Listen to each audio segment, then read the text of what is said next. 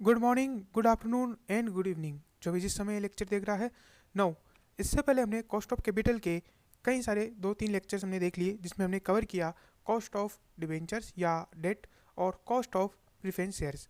अब हमारा जो नया टॉपिक है वो है कॉस्ट ऑफ इक्विटी शेयर्स।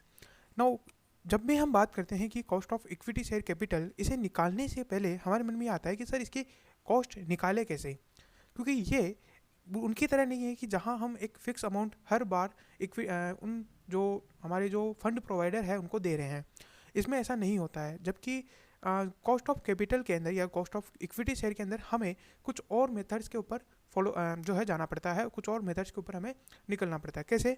देखिए, अगर आप किसी एम्प्लॉय को सैलरी पे कर रहे हो, आपको पता है कि आपका एम्प्लॉय है और आपको पता है कि इसको फिक्स सैलरी मुझे कितनी पे करनी है हर महीने या हर क्वार्टरली, हर वीकली, पर डे, किस तरीके से आपका अरेंजमेंट है उस तरीके से आपको उसको पे करना रहता है।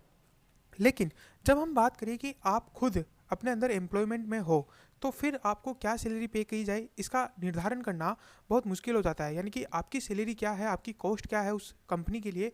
चलिए एक और एग्जांपल लेते हैं, मैं बताता हूँ आपको। मान लीजिए कि आप अभी जो है वो बीकॉम करते हैं और बीकॉम करने के बाद किसी कंपनी में जाते हैं एक बतौर एम्प्लॉय। तो वहाँ पे आपको जो सैलरी मिल रही है, लेट्स से 12,000 15,000 जो भी आपको सैलरी एक मिलती है, तो वहाँ पे उसकी कॉस्ट निकालना बहुत आसान है। उनको पता है, ठीक है, मैं इनको जो पे कर रहा हूँ 12,000 पे कर रहा हूँ, तो इनकी कॉस्ट हो गई 12,000 रुपीज़। लेकिन वहीं अगर आप अपने पिताजी की फैक्ट्री के अंदर एक अकाउंटेंट का काम करते हैं, अब वहाँ पे आपको कोई सैलरी पे नहीं की जा रही, क्योंकि आपकी खुद की फैक्ट्री है, आपकी खुद की वो शॉप है या आपकी खुद की फैक्ट्री है। तो ऐसे में आपकी कॉस्ट क्या है? जब हम पी एंड एल बना रहे हैं या जब हम उसका प्रॉफिट लॉस कैलकुलेट कर रहे हैं या कोई भी अगर हम बताएं कि आपकी कॉस्ट क्या है, तो वो निकालना बहुत डिफ़िकल्ट है। अब उसे निकालने के लिए, यानी कि आपकी कॉस्ट बताने के लिए हमारे पास ऑप्शंस क्या है कि आपकी मार्केट में रेट क्या चल रही है पहला, या फिर ये हम कर सकते हैं कि आपकी एक्सपेक्टेशन क्या थी। यानी अगर आप यहाँ इस फैक्ट्री में काम ना करके कहीं और काम करते तो आप क्या एक्सपेक्ट करते, ये एक चीज़ हो सकती है। या फिर आपको अगर जो भी आपके पिताजी दे रहे हैं वो ही आपकी कॉस्ट हो जाए। ठीक है, तो ऐसा हम कुछ भी सोच करके एक जो मेथड है वो फॉलो कर सकते हैं। तो सिमिलरली जब हम cost of equity shares capital निकालते हैं, वहाँ पर भी यही है, क्योंकि उन्होंने अपना खुद का पैसा खुद के जो बिजनेस है उसमें लगाया है, वहाँ पे उनको कोई फिक्स अमाउंट नहीं मिल रहा है हर साल। अब ऐसे में cost of equity share capital निकालना डिफ़िकल्ट हो जाता है। अब ये हम किस तरीके से कैलकुलेट करें, तो यहाँ पे इन्होंने 4 मेथड बताए हैं। सबसे पहला है डिविडेंड प्राइस अप्रोच, सेकंड है इक्विटी प्राइस अप्रोच, थर्ड है रियलाइज्ड यील्ड अप्रोच और फोर्थ है capital asset pricing model. One by one हम इन सब को देखेंगे और एनालाइज करेंगे कि इनसे हम जो कॉस्ट ऑफ इक्विटी है वो किस तरीके से कैलकुलेट कर सकते हैं। चलिए शुरू करते हैं। सबसे पहला अपना मेथड, सबसे पहली अप्रोच पहला अप्रोच है डिविडेंड प्राइस अप्रोच या डिविडेंड वैल्यूएशन अप्रोच। ये क्या होता है कि देखिए, जब भी कॉस्ट ऑफ इक्विटी शेयर होते हैं या जब ये इक्विटी शेयर्स होते हैं, तो इनको एक डिविडेंड दिया जाता है हर साल, जो कि कांस्टेंट नहीं होता है, वो हर साल बदलता रहता है। बट और वो जो बदलता रहता है, हो सकता है किसी साल पे करे, किसी साल पे ना करे। लेकिन यहाँ पे जब हम कॉस्ट निकाल रहे हैं, तो इन्होंने ये माना है कि मान लेते हैं कि एक ऐसा इक्विटी शेयर है जिसके अंदर हम कांस्टेंट डिविडेंड पे कर रहे हैं। कांस्टेंट डिविडेंड पे करने का मतलब है कि हर साल आपको 1 रुपया, 2 रुपया, 5 रुपये, 10 रुपये जो भी है उतना डिविडेंड आपको मिल जाएगा, उतना डिविडेंड आपको हर साल मिलता रहेगा। इसमें न तो कोई ग्रोथ होगी और ना ही किसी तरीके का कोई इंक्रीज या डिक्रीज होगा, या ऐसा नहीं होगा कि आपको नहीं मिलेगा। तो हर साल आपको एक कांस्टेंट डिविडेंड मिलता रहेगा। अब अगर हम अपनी जो पहली क्लास थी टाइम वैल्यू ऑफ मनी, उसको अगर हम याद करें, तो वहाँ पे हमने देखा था कि जब भी आपको परपेचुइटी मिलती है, यानी कि हर साल आपको एक फिक्स अमाउंट मिलता जाता है, तो वहाँ पे अगर आपको रेट ऑफ रिटर्न पता है, रेट ऑफ रिटर्न पता है, तो आप उस परपेचुइटी की वैल्यू निकाल सकते हो। ठीक है, अब यहाँ पे आपको उस परपेचुइटी की वैल्यू पता है और वो वैल्यू क्या होगी, उस इक्विटी शेयर की मार्केट वैल्यू, आज की डेट में उसकी वैल्यू क्या है वो आपको पता होगी। अब ऐसे में अगर हमें पता है कि परपेचुइटी में हमें कितना अमाउंट मिलने वाला है और परपेचुइटी की वैल्यू क्या है, तो हम रेट ऑफ रिटर्न निकाल सकते हैं। सिमिलरली यहाँ पर भी हमें यही करना है। हमें यहाँ पे हर साल मिलने वाला एक अमाउंट पता है और उसकी वैल्यू पता है, आज की प्रेजेंट वैल्यू क्या होगी उस परपेचुइटी की, तो हम रेट ऑफ रिटर्न निकाल सकते हैं और वो रेट ऑफ रिटर्न ही हमारा कहलाएगा कॉस्ट ऑफ इक्विटी। तो इसका फॉर्मूला क्या बना, cost of equity is equal to हमें हर साल जो डिविडेंड मिलने वाला है वो डिवाइड बाई P0 यानी कि आज की डेट में उसकी प्राइस क्या है। ठीक है, ये हमारा हो गया आज का पहला एक टॉपिक। अब इस पर हम एक क्वेश्चन भी कर सकते हैं, बट मैं पहले चाहूँगा कि मैं आपको एक और जो है अप्रोच बता दूँ।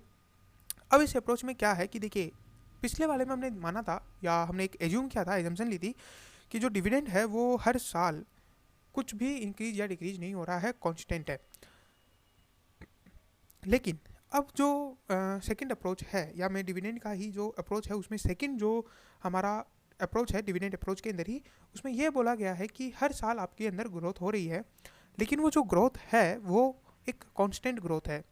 दैट मीन्स आप हर साल 5%, 10%, 20% इंक्रीज कर रहे हो, और जो हर साल 5% इंक्रीज है तो वो हर साल 5% ही इंक्रीज हो रहा है। ऐसा नहीं है कि इस साल 5%, अगले साल 10%, फिर वापस 5%, फिर 7%, ऐसा नहीं है।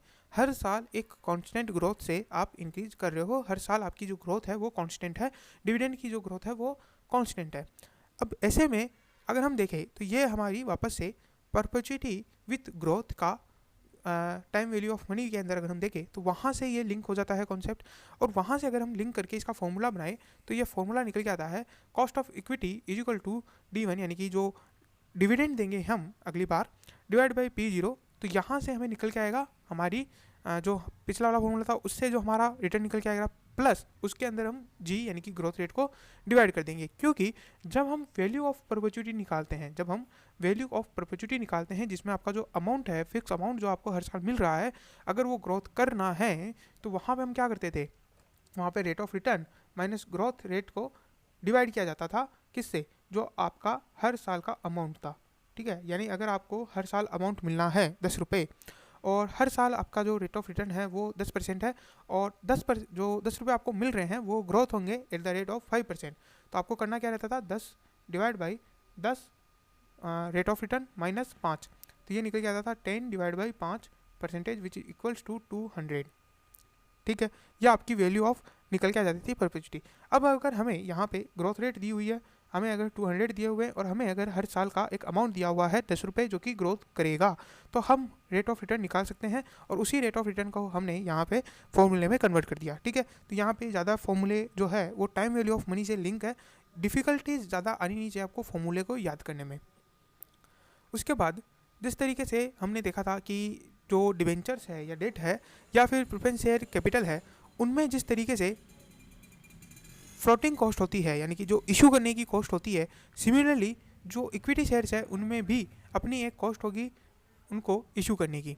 अगर वो कॉस्ट आपको दी हुई है और आपको पता है या एस्टिमेशन कॉस्ट दी हुई है, तब आप ये फॉर्मूला अप्लाई कर सकते हो, जहाँ पे आप D1 डिवाइड बाई P0 यानी कि जो प्राइस है उसको फ्लोटिंग कॉस्ट से रिड्यूस कर दोगे, प्लस ग्रोथ रेट आपको लेनी है अगर ग्रोथ रेट दी हुई है तो, और अगर ग्रोथ रेट नहीं है तो आप प्लस जी नहीं करोगे। ठीक है, तो ये आप देखिएगा क्वेश्चन के हिसाब से मैंने यहाँ प्लस जी लिख दिया है, इसका मतलब ये नहीं है कि आपको प्लस जी करना ही है, प्लस जी आप ऑप्शनल है, अगर आपके पास दी हुआ है तो आपको करना है, नहीं दिया हुआ है तो ना करें। चलिए अब हम डिविडेंड पे एक जो क्वेश्चन है वो कर लेते हैं। तो ये रहा हमारा dividend pay question, cost of equity shares. A company has paid dividend of ₹1 every year, market price is ₹10, compute cost of equity shares. सबसे इजी क्वेश्चन जो कॉस्ट ऑफ कैपिटल से पूछा जा सकता है वो ये है। इसमें आपको कुछ नहीं करना है, आपको पता है कि कॉस्ट जो डिविडेंड है वो क्या है 1, और मार्केट प्राइस क्या है 10 रुपये, तो 10 1 divide by 10 0.1 which equals to 10%। ठीक है, तो ये हमारा आ गया आंसर। उसके बाद नेक्स्ट क्वेश्चन भी हम देख लेते हैं जो डिविडेंड का है, cost of equity share. A company has paid dividend of ₹1 per share last year and is expected to grow at the rate 10% every year, compute cost of equity share if market price is ₹44। अब देखिए यहाँ पे आप में से अधिकांश जो बच्चे हैं वो क्या गड़बड़ करेंगे, यहाँ पे सीधा 1 डिवाइड बाई 44 प्लस 0.1 या 10% पे आप लिख सकते हो, ये करके आप इसका आंसर निकाल के आ जाओगे। बट ऐसा नहीं है, ये बिल्कुल गलत आंसर हो जाएगा और बिल्कुल आपको जो है एग्जामिनर है वो 0 मार्क्स देगा। अब यहाँ आपको करना क्या है, देखिए यहाँ पे अगर आप क्वेश्चन को पढ़ेंगे तो ये लिखा हुआ है लास्ट ईयर का डिविडेंड क्या है। ठीक है, यानी ये डिविडेंड दिया जा चुका है, और जो दिया जा चुका है उसे हम प्रेजेंट वैल्यू में कंसिडर नहीं करते। हमें जो मिलना है, ठीक है, जैसे कि अगर हम आज यहाँ खड़े हैं, आज हम 2 अगस्त को मान लीजिए खड़े हैं, 2 अगस्त को अगर हम आज खड़े हैं, और अगर डिविडेंड जो है वो 1 अगस्त को भी दिया जा चुका है ना, तब भी हम उसको कंसिडर नहीं करेंगे, क्योंकि वो दिया जा चुका है और आज की वैल्यू में उस चीज़ को हम कंसिडर नहीं कर सकते, वो चीज़ निकल चुकी है। बट अगर वही चीज़ 3 अगस्त को देनी थी, लेकिन 3 अगस्त को देनी थी बट वो चीज़ भी डिक्लेयर हो चुकी है, अनाउंस हो चुकी है, तब भी हम उसे जो है इसके अंदर इंक्लूड नहीं करेंगे, उसे भी एक्सक्लूड कर देंगे और हम नेक्स्ट ईयर का डिविडेंड इंक्लूड करेंगे। तो यहाँ पर भी क्या हुआ है कि जब 1 रुपये जो डिविडेंड है वो हमें लास्ट ईयर दिया जा चुका है, तो इसका वैल्यू हम लेंगे नहीं। अब 1 रुपये का हर साल का ग्रोथ रेट क्या है, 10%, तो यहाँ पे 1.1 अगले साल मिलेगा, तो यानी 1.1 डिवाइड बाई 44 प्लस 0.10, तो ये हमारा निकल जाएगा। और जब हम इसे कैलकुलेट करेंगे तो यह आ जाएगा 1 divide by 1.1 divide by 44 plus 0.20 से हम कैलकुलेट करते हैं, तो ये निकल के आएगा अपना, ये तो निकल गया 0.025 प्लस 0.10, 0.125 और 12.5%, तो ये आपका आंसर आ जाएगा। और कॉस्ट ऑफ इक्विटी जो आपको निकल के आएगी वो आएगी 12.5%, ठीक है। अब यहाँ पे कई बार आपको ग्रोथ रेट कैलकुलेट करने का भी जो है क्वेश्चन दिया जा सकता है, तो यहाँ पे हम इसे आगे पढ़ते हैं, आगे समझते हैं कि ये कैसे कैलकुलेट की जाएगी। चलिए, अब हमने अभी तक डिविडेंड का पढ़ा। अब देखिए डिविडेंड होता क्या है। देखिए क्या होता है कि जब आप पैसे कमाते हैं, ठीक है, तो मान लीजिए आपने 100 रुपये कमाए, आपकी कंपनी ने सब कुछ कट कुड़ा के आपके पास 100 रुपये बचे, कंपनी के पास क्या है 100 रुपये भी बचे हुए हैं।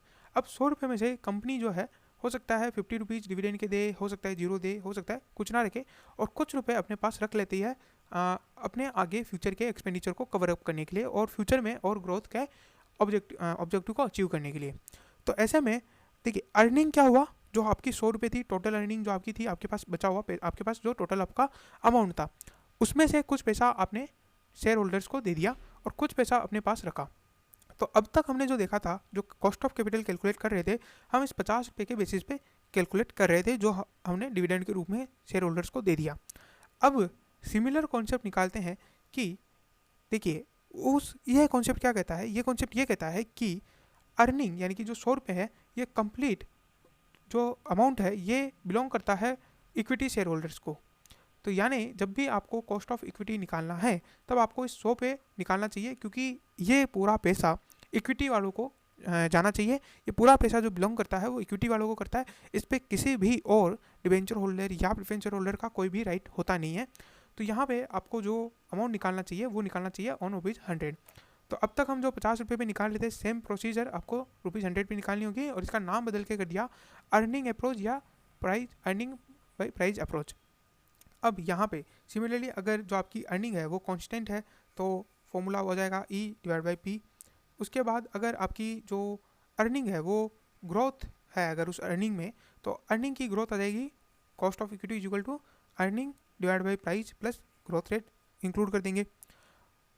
और तो यहाँ पे सिमिलरली इस तरीके से आ जाएगा। अब अगर आपके मान लीजिए फ्लोटिंग कॉस्ट है, तो यहाँ पे आप लिख सकते हो E1 divide by P0 minus F plus G, तो ये आपका फॉर्मूला निकल के आ जाएगा। तो ये इस तरीके से है। अर्निंग और डिविडेंड को आप इंटरचेंज कर सकते हो, अगर वहाँ पे अर्निंग दिया हुआ है तो आप अर्निंग के हिसाब से निकाल दीजिए, और अगर डिविडेंड दिया हुआ है तो डिविडेंड के हिसाब से निकाल दीजिए। 2 अप्रोचेज, 2 अलग अलग मेथड्स, लेकिन फॉर्मूले सबके एक है। अब बात करते हैं कि ये जो ग्रोथ रेट है ये कैसे कैलकुलेट की जाती है, और इसको कैलकुलेशन भी कई बार आपके क्वेश्चन में दिया जा सकता है। तो the growth rate is an important factor in calculating cost of equity share capital. Generally 2 methods are used to determine the growth rate, which are discussed below. पहला मेथड है average method. It is used past data to calculate growth. अब ये किस तरीके से calculate होता है, तो यहाँ पे कैलकुलेट इस तरीके से होता है कि मान लीजिए पास्ट में 5 साल पहले आपको 10 रुपये मिलते थे और आज आपको 16 रुपये 10 पैसे मिल रहे हैं। तो ये सिमिलर एग्जाम मैंने क्या है कि एग्जाम्पल जो है मैंने लिया हुआ है अभी, जो मैं आपको क्वेश्चन कराऊंगा। तो अब आपको बताना है कि ग्रोथ रेट क्या हुई है, ठीक है। तो पहले आपको क्या मिलता था 10 रुपये, और आज के 5 साल बाद, ठीक है, 5 साल बाद यानी कि आज 16 रुपये 10 पैसे मिल रहे हैं, तो आपकी ग्रोथ रेट क्या है ये आपको कैलकुलेट करना है। अब ये कैसे कैलकुलेट किया जाए, तो इसका फॉर्मूला है कि हर साल जो ग्रोथ हुआ है वो निकल के आएगा। जैसे मान लीजिए कि मैं अगर 1 साल की बात करूँ, मान लीजिए आपको अगर 10 रुपये मिल रहे हैं और अगले साल आपको 11 रुपये मिलने लग गए, तो ग्रोथ रेट आप निकाल सकते हो। हाँ, आराम से निकाल सकते हो। आप निकाल सकते हो ग्रोथ रेट कैसे, 11/10। ठीक है। अब ये जो निकल के आया यानी कि 1.1, तो ये एक फैक्टर निकल के आ गया। ठीक है, ये ग्रोथ रेट नहीं निकली, ये फैक्टर निकल के आ गया। अब आप यहाँ पे -1 कर देते हो तो ये निकल के आ जाएगा 0.1। ठीक है, और जो निकल के आ जाएगा 10%। अब अगर आपको ये निकालना है, जो ग्रोथ रेट है ये 2 ईयर्स की निकालनी है, तो आप क्या करोगे यहाँ पे, तो मान लीजिए 11/10 है, तो यहाँ पे निकल गया 1.1। अब आपको इसे रूट करना पड़ेगा 2 टाइम्स। ठीक है, तो यहाँ पे 2 टाइम रूट करोगे और उसके बाद जो आएगा उसको -1 कर दोगे, क्योंकि ये हमारा फॉर्मूला बन जाएगा इस तरीके से। अब जब आपको मान लीजिए कि 10 रुपये हैं और आपको हर साल 10% से ग्रोथ करवानी है, तब आप क्या करते थे, 10 मल्टीप्लाई बाई 1 प्लस 0.1, और जितने भी ईयर्स में आपको ग्रोथ करवानी है उतना आप स्क्वायर कर देते थे। तो ये आप इस तरीके से इसको जब आपने रिवर्स किया, रिवर्स ऑर्डर में जमाया आपने, जब आपको ये ग्रोथ रेट निकालनी थी, तो आपने जब इसको इधर लेके गए तो ये फॉर्मूला आपको बन के आता है। अब इसका एक जो क्वेश्चन है वो देख लेते हैं। क्वेश्चन सिमिलर है कि 16.1 पर share while as dividend 5 years ago was ₹10 पर शेयर कंप्यूट ग्रोथ रेट। तो यहाँ पे भी वापस से वही formula, N D divide by D N. ठीक है, और यहाँ पे आता है -1। अब यहाँ पे अगर हम देखें तो 16.10 डिवाइड बाई 10 का रूट करना है 5 टाइम्स और -1। अब यहाँ पे ये जो निकल के आएगा 1.61 निकल के आ जाएगा, है ना, और ये आपको 5 टाइम्स का रूट करना है। अब यहाँ पे ये अमाउंट निकालना थोड़ा डिफिकल्ट हो जाएगा कैलकुलेटर पे, बट मैं आपको नेक्स्ट वीडियो लेक्चर में बता दूंगा कि ये आप किस तरीके से कैलकुलेट कर सकते हो। अभी मैं आपको टेबल की मदद से निकालना बताता हूँ। तो ये हमारा एक टेबल है जो आपको एग्जाम में दिया रहेगा। अब आपको 5 साल के अंदर 1.61 को निकालना है। तो 1.61 आपको कहाँ दिख रहा है, 1% में नहीं है, 2 में नहीं है, 3 में नहीं है, 4, 5, 6, 7, 8, 9, 10। तो यहाँ पे आपको 1.61 का एक सिमिलर अमाउंट दिख रहा है।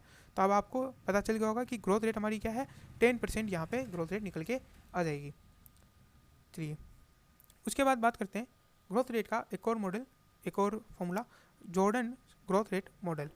ये मॉडल क्या बोलता है कि जो आपकी रिटेंशन रेट है या रिटेंशन रेशियो है, उसको आपको रेट ऑफ रिटर्न से मल्टीप्लाई कर देना है, तो आपका ग्रोथ रेट जो है वो निकल के आ जाएगा। कैसे, इसको हम समझते हैं एक एग्जांपल के थ्रू। यहाँ से हम जाते हैं इधर। तो देखिए मान लीजिए कि आप जो है 100 रुपये अर्न करते हैं और उसमें से 40% जो है वो दे देते हैं डिविडेंड के रूप में, और बाकी 60% जो है आप रिटेन करते हैं, यानी ये आपकी रिटेंशन रेशियो हो गया 60%। अब ये जो 60% रिटेन किया है, इस पर मान लीजिए आप कमाते हैं 10%। ठीक है, तो हर साल आप 6% से ग्रोथ करेंगे। अब इसको हम कैसे प्रूव कर सकते हैं, अब समझिए। आपने मान लीजिए कि 100 रुपये लगाए हुए थे या 1000 रुपये लगाए हुए थे। 1000 रुपये लगा करके आपने ग्रोथ 10% आपकी रेट ऑफ रिटर्न दी, आपने 100 रुपये कमाए। 100 रुपये में से आपने 40 रुपीज़ डिविडेंड दे दिया और 60 रुपीज़ आपने रिटर्न कर लिया। यानी अगले साल आप क्या करेंगे, 1060 रुपये लगाओगे। तो यहाँ पे आपने 1000 की बजाय अब 1060 रुपये लगाए। 1060 में आपने 6% सॉरी आपने 10% कमाया, तो वहाँ पे आपका जो रिटर्न है वो 106 रुपये निकल के आ जाएगा। अब यहाँ पे अगर हम देखें तो आपका जो ग्रोथ है वो कितना हुआ, 6% से ही ग्रोथ हो रहा है, जो कि इक्वल है 60 multiply by rate of return के। ठीक है, तो यहाँ पे आप देखेंगे ये एक फॉर्मूला जो है हमारा सिद्ध हो रहा है। अब ये कैसे हुआ, तो देखिए हर साल आप जो बचा रहे हो उस पर जितना एक्स्ट्रा कमाओगे वही तो आपकी ग्रोथ हो जाएगी। जैसे अगर आपने 60 रुपये बचाए और अगले साल आप उस 60 पे जितना कमा पाओगे, यानी कि आपने जितना बचाया मल्टीप्लाई बाय उस पर जितना कमाओगे उतना ही आपकी हर साल जो है ग्रोथ होती जाएगी। तो यहाँ पे इस फॉर्मूले को मल्टीप्लाई करके लिया गया है कि आपने जितना रिटेन किया मल्टीप्लाई बाय जितना उस पर अर्न किया, इन दोनों को मल्टीप्लाई कर दो, आपकी नेक्स्ट ईयर की ग्रोथ निकल के आ जाएगी। तो यहाँ पे ग्रोथ रेट का सिंपल फॉर्मूला निकल के आ गया,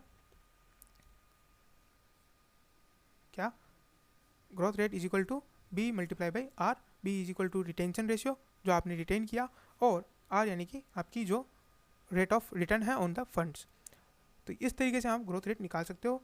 अब आगे के जो टॉपिक्स है हम नेक्स्ट वीडियो लेक्चर में कवर करेंगे। Thank you very much for today. Have a good day.